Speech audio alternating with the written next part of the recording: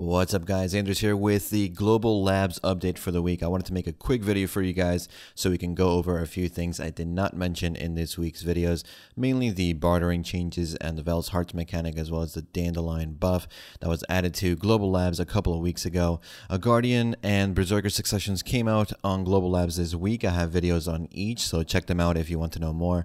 As for the Bartering Change, what has been improved is the Refresh Barter function. So if you press the Refresh Barter button, you can select three types of renewals now: general, update, and renewal. So general works the same way as the normal refresh we have now.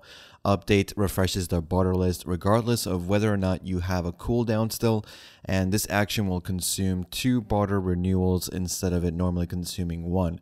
And the renewal option reduces the cooldown left on refreshing the barter list by a certain amount of bargaining power you have left. So you can reduce the cooldown by 1 minute for every 10,000 bargaining power you have.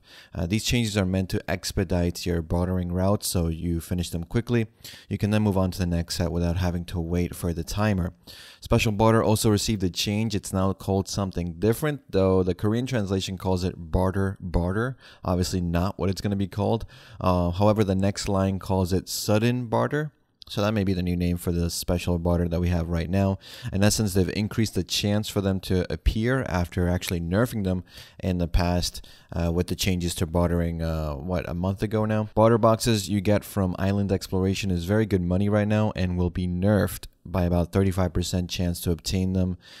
So keep that in mind. Expect to see barter boxes much less after this change hits live servers. Finally, the weight stat on sailors has been changed to living capacity or living items, depending on the translation. Nothing really changes, just the name. Another ocean change came by the addition of viewable range indicators when shooting cannons, which is nice, but they did couple it with a nerf to the cannon range by about 8%, so you can't shoot as far as you used to.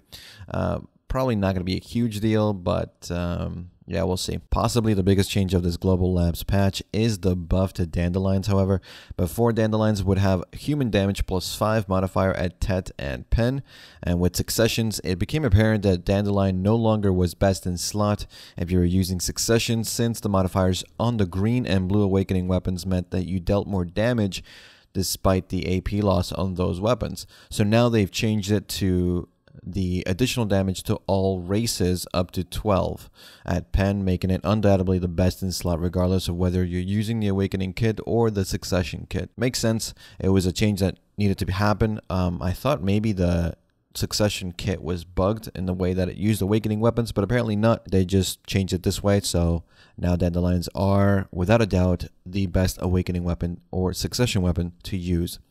A couple of weeks ago, they also added an alchemical breakthrough function that allow you to take your existing Vell's Heart and enhance it with a Khan's Heart of your choice. So Khan's Heart, if you don't know, it drops from the guild boss Khan and can be made into 3 different types.